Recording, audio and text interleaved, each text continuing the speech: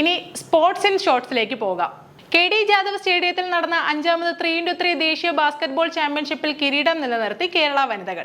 Indian റെയിൽവേയെ 14-12 പരാജയപ്പെടുത്തിയാണ് കേരളത്തിന്റെ നേട്ടം. ചെന്നൈയിൽ റെയിൽവേയോട് 5x5 ഫോർമാറ്റിൽ ഏറ്റ പരാജയത്തിന് ഒരു മധുര പ്രതികാരം കൂടിയായി ഈ വിജയം. സെമിയിൽ ഡൽഹിയെ 21-18 പരാജയപ്പെടുത്തിയായിരുന്നു കേരള വനിതകളുടെ ഫൈനൽ പ്രവേശനം.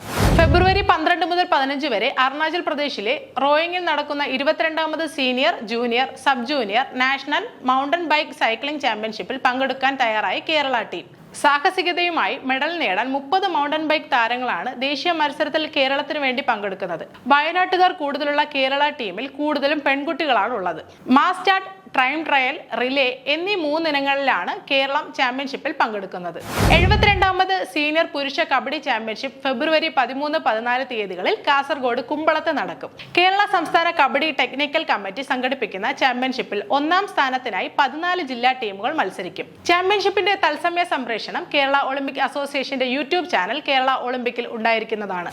കേരള കരാട്ടെ അസോസിയേഷൻ സംഘടിപ്പിക്കുന്ന 46ാമത് കേരള സംസ്ഥാന sub junior senior karate championship 2026 ഫെബ്രുവരി 15-16 തീയതികളിൽ തൃശൂരിലെ VKM മേനോൻ ഇൻഡോർ സ്റ്റേഡിയത്തിൽ നടക്കും. 14 ജില്ലകളിലെ ഏകദേശം 1500 അത്ലറ്റുകൾ ഈ മെഗാ ഈവന്റിൽ പങ്കെടുക്കും. ചാമ്പ്യൻഷിപ്പിന്റെ തത്സമയ സംപ്രേഷണം കേരള ഒളിമ്പിക് അസോസിയേഷന്റെ യൂട്യൂബ് ചാനൽ കേരള ഒളിമ്പിക്കിൽ ഉണ്ടായിരിക്കുന്നതാണ്. 8ാമത് കേരള സംസ്ഥാന CBSE ICSE കൊറിഗി പൂംസെ boys and girls taekwondo championship ഫെബ്രുവരി 7-8 തീയതികളിൽ മങ്ങാട്ടുപറമ്പിലെ കണ്ണൂർ യൂണിവേഴ്സിറ്റി ഇൻഡോർ സ്റ്റേഡിയത്തിൽ നടക്കും. തൈക്കോണ്ടോ അസോസിയേഷൻ ഓഫ് കേരളയുടെ കീഴിലുള്ള കണ്ണൂർ ജില്ലാ തൈക്കോണ്ടോ അസോസിയേഷൻ സംഘടിപ്പിക്കുന്ന ചാമ്പ്യൻഷിപ്പിന്റെ തത്സമയ സംപ്രേഷണം കേരള ഒളിമ്പിക് അസോസിയേഷന്റെ യൂട്യൂബ് ചാനൽ കേരള ഒളിമ്പിക്കിൽ ഉണ്ടായിരിക്കുന്നതാണ്. പുത്തൻ കായിക വാർത്തകളുമായി വീണ്ടും കാണും വരെ നമസ്കാരം.